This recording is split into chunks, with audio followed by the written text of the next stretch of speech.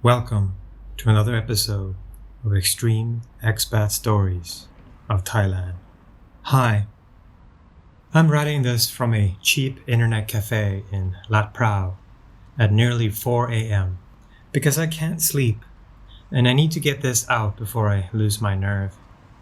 You don't know me, but I've been described to your channel since you started.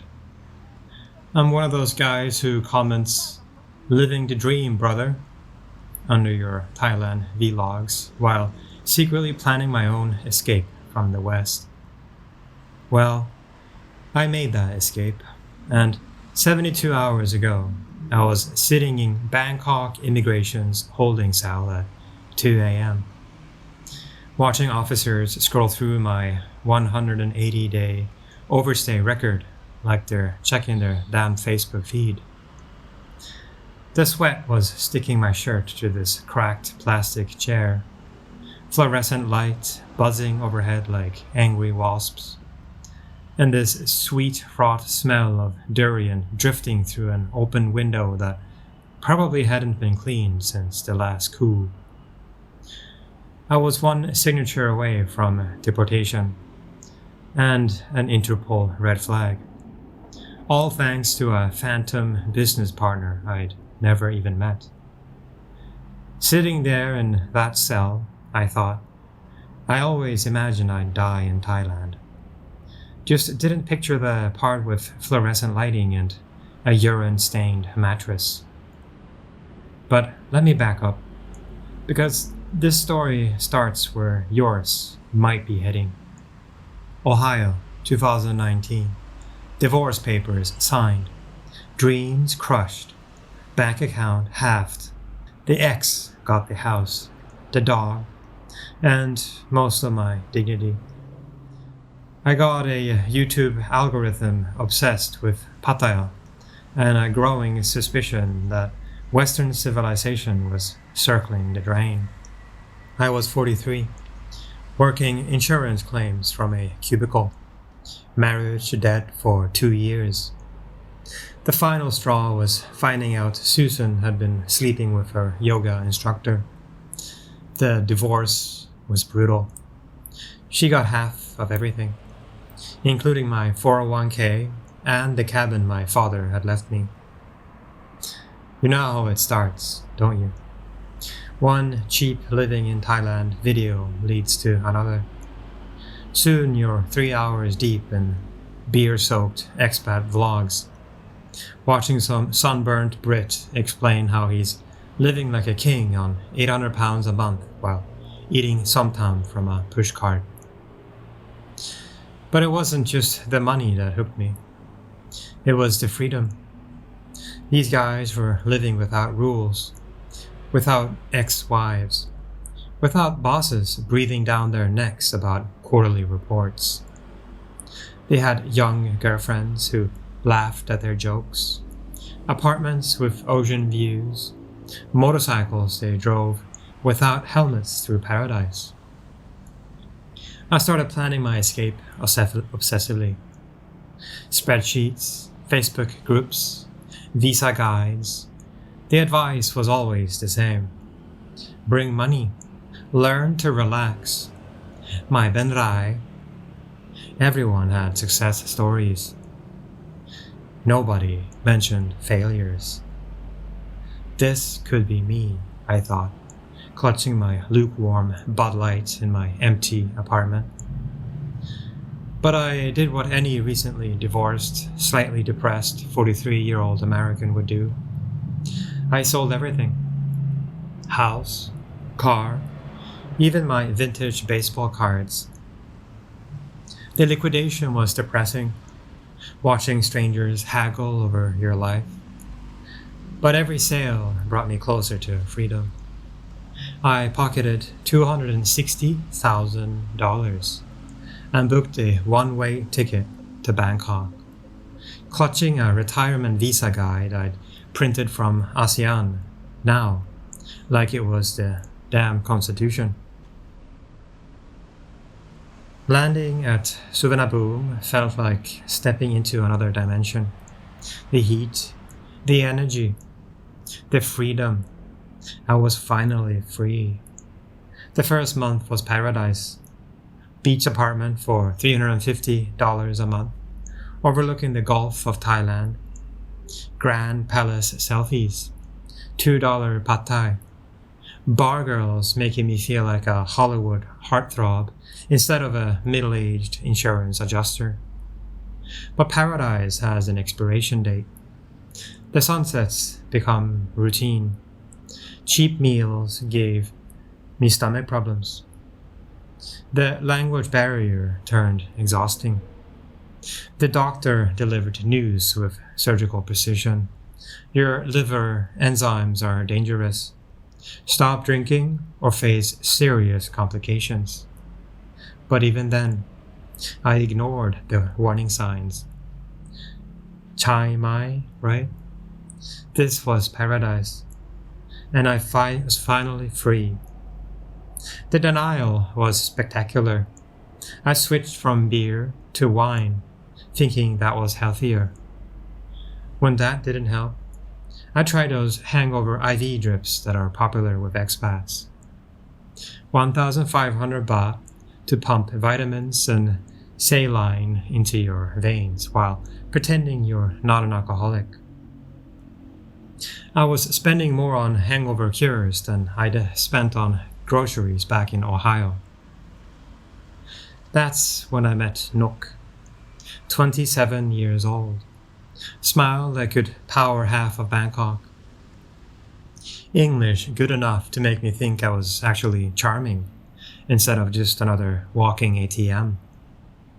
She worked at a karaoke bar in Thong Lor, the classier kind where the girls don't automatically assume you're buying more than conversation.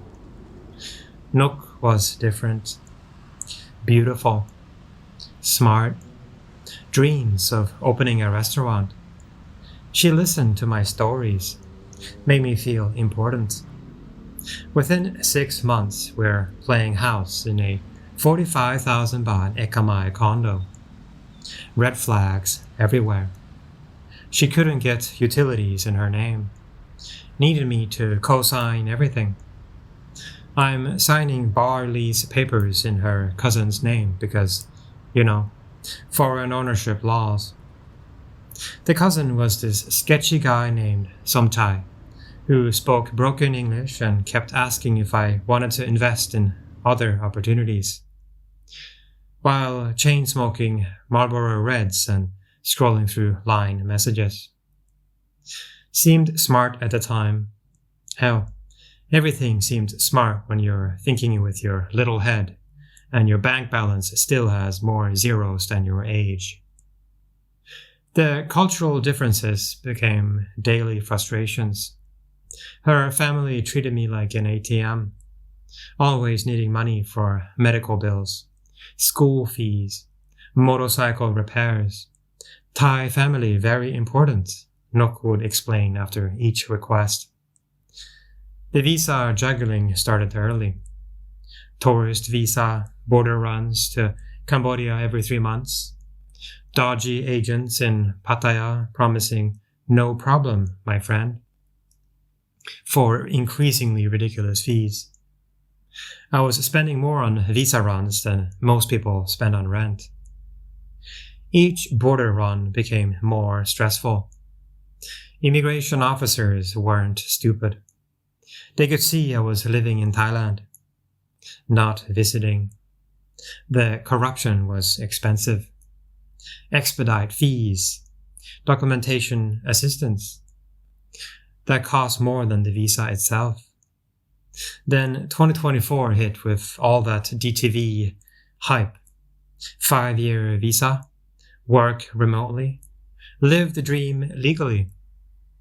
Finally, a solution that didn't involve lying to immigration officers or trusting my future to border run agents. I found a fixer through a line group who promised he could sort everything under the table for 90,000 baht. Got me a beautiful Krungri bank account with statements showing I had the required 500,000 sitting pretty. The bank statements looked perfect. Professional formatting, official letterhead. All the right numbers in all the right places. I should have known they were too good to be true. In Thailand, if something seems too easy, it usually is. Of course, 3 months later, they froze the account during some crackdown I didn't even hear about until the ATM started spitting my card back like it was radioactive. Suddenly, I'm standing at a Bangkok bank ATM at 2 a.m., trying to withdraw money for rent, and the machine is telling me my account is temporarily unavailable. The temporary part turned out to be permanent, and the 500,000 baht I thought I had turned out to be as real as my chances of getting it back. But I was living the lifestyle by then, wasn't I? Bottle service on Walking Street, 10,000 baht tabs at Insanity, financing a brand new Honda CBR that made me feel like Tom Cruise until I wrapped it around a songkyaw during Songkran. The motorcycle accident was my fault. Songkran, everyone's drunk and throwing water.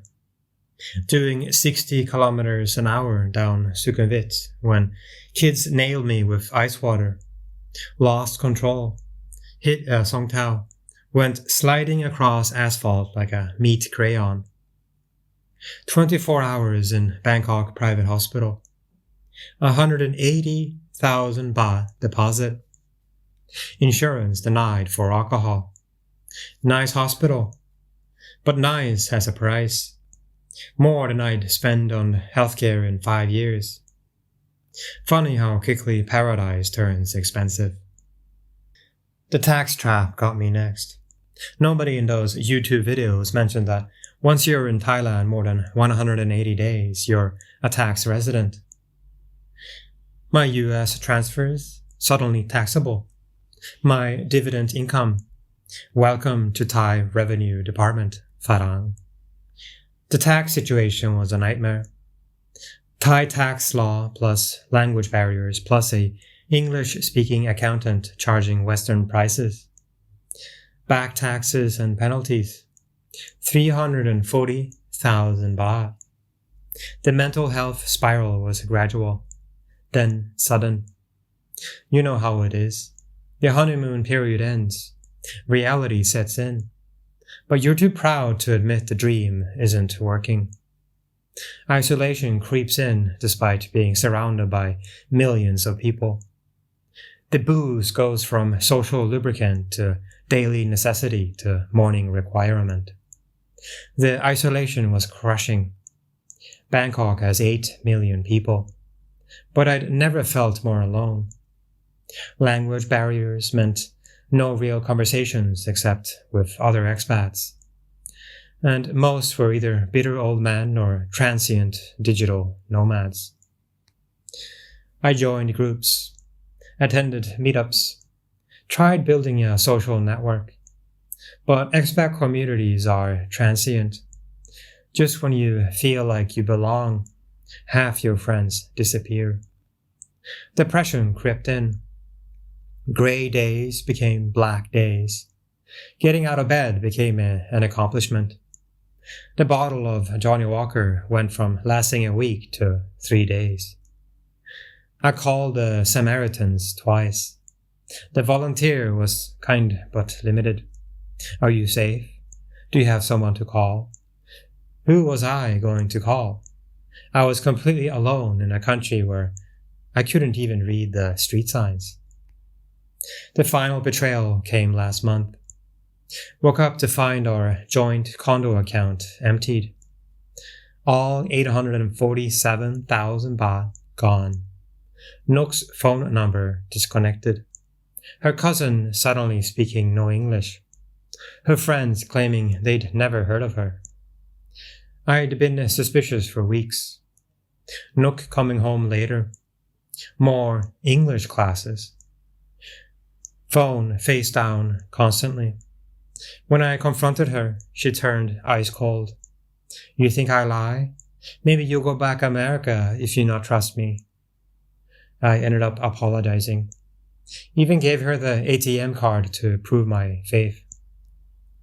2 days later, she cleaned out the account and vanished. Found out through a drunk coworker at 7-Eleven. Nook was in Samui with her Scandinavian Muay Thai trainer, talking about opening a gym together. I went home and smashed everything that reminded me of her. Picture frames, coffee mug, Buddha statue. The neighbors called security, but I didn't care. But the universe wasn't done with me yet. Dawn raid last Tuesday. Political purge. Illegal workers. Visa overstays. My name flagged because of that bar lease connected to a massage parlor money laundering scheme I knew nothing about. Immigration police at 6 a.m. Handcuffs. Pickup truck.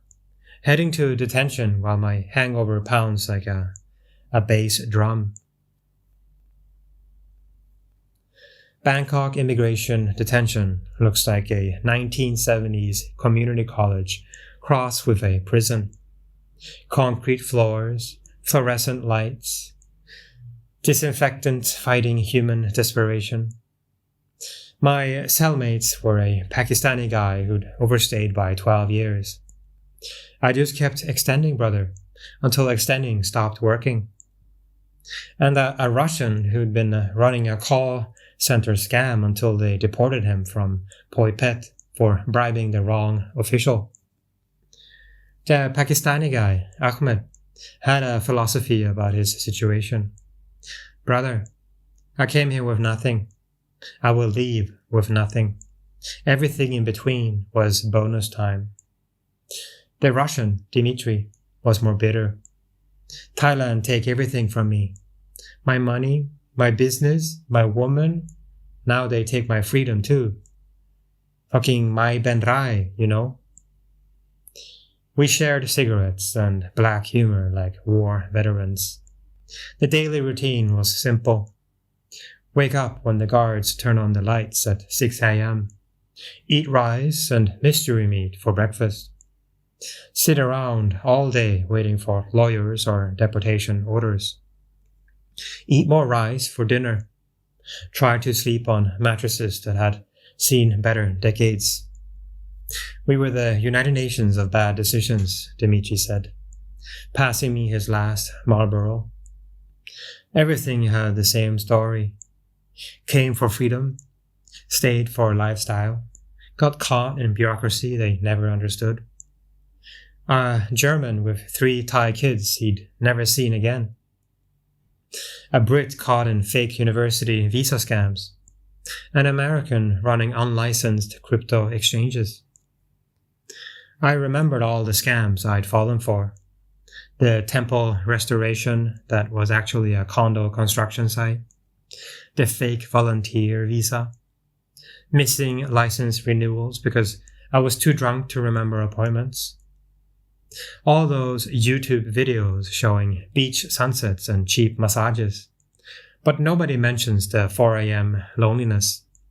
Nobody talks about what happens when the money runs low and the friends disappear and you realize you're just another middle-aged foreigner who thought geography could solve psychological problems. The loneliness was crushing. Bangkok never sleeps. But that doesn't mean it keeps you company. You can be surrounded by millions of people and still feel completely invisible. The city lights outside my detention center window looked beautiful and alien, like I was watching Earth from space.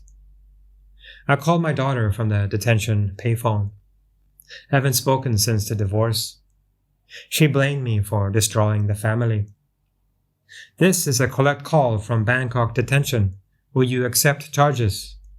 The pause felt like a lifetime. Yes. Dad, where are you? Her voice cracked when I explained. I still love you. Come home. For the first time in 6 years, I wanted to. Emily was 24 now, married, working as a teacher. I have a spare bedroom. You can stay as long as you need. Coming home to live with my daughter. 6 years ago, I'd been a homeowner with a 401k and a middle-class life. Now I was a charity case calling from an immigration jail, asking for help from the child I'd abandoned to chase a fantasy. They gave me a choice. Pay 120,000 baht in overstay fines plus back taxes and try to sort my visa situation, or accept deportation with a 10-year blacklist and somehow repay those ICU bills from the motorcycle accident. The math was brutal. Even if I could come up with the fines and taxes, I'd still be starting over with maybe 30,000 baht to my name and no legal way to earn income. The deportation option meant losing everything I'd invested in Thailand. But at least I'd be free to rebuild somewhere else. I was calculating whether my remaining savings could cover when someone slipped an unmarked envelope under my cell door. Inside, 50,000 baht in crisp 1,000 note bills and a handwritten note. From someone you helped once. Pay it forward. To this day, I have no idea who sent it. Maybe the Pakistani guy's family. Maybe one of the bar girls I'd tipped well back when money felt infinite. Maybe just some guardian angel who knew I needed a break. The handwriting was careful, feminine. The paper, expensive. Someone had taken the time to make this gesture meaningful, in a place where every kindness felt calculated. This anonymous gift was pure grace. But it was enough. Combined with what I had left, enough to pay the fines and buy a ticket home. The processing took another week. Paperwork in Thai and English. Signatures on documents I didn't fully understand. Meetings with officials who spoke in rapid-fire bureaucracy. The Thai government is efficient when it wants your money. Less so when you're trying to understand why you owe it. I'm writing this from the internet cafe because I fly out tomorrow morning. One-way ticket to Columbus, Ohio. The place I was so desperate to escape that I nearly destroyed my life getting away from it. The ticket cost 45,000 baht. Economy class. Middle seat. 3 connections. 6 years ago, I'd flown business class to Bangkok, like I was conquering the world. Now I was slinking home like a beaten dog, grateful just to have a seat. My daughter is picking me up at the airport. We're going to try to rebuild what I tore down. Maybe get therapy. Definitely get sober. Possibly get a job that doesn't involve explaining to insurance companies why people do stupid things. But before I go, I needed to write this because your subscriber base is growing. And probably half of them are middle-aged Western guys who think Thailand is the answer to their problems. They're watching your videos and dreaming about escape, just like I did. Tell them the truth. Tell them about the visa runs that get more expensive and more stressful every year. Tell them about the healthcare costs when you're not 25 anymore.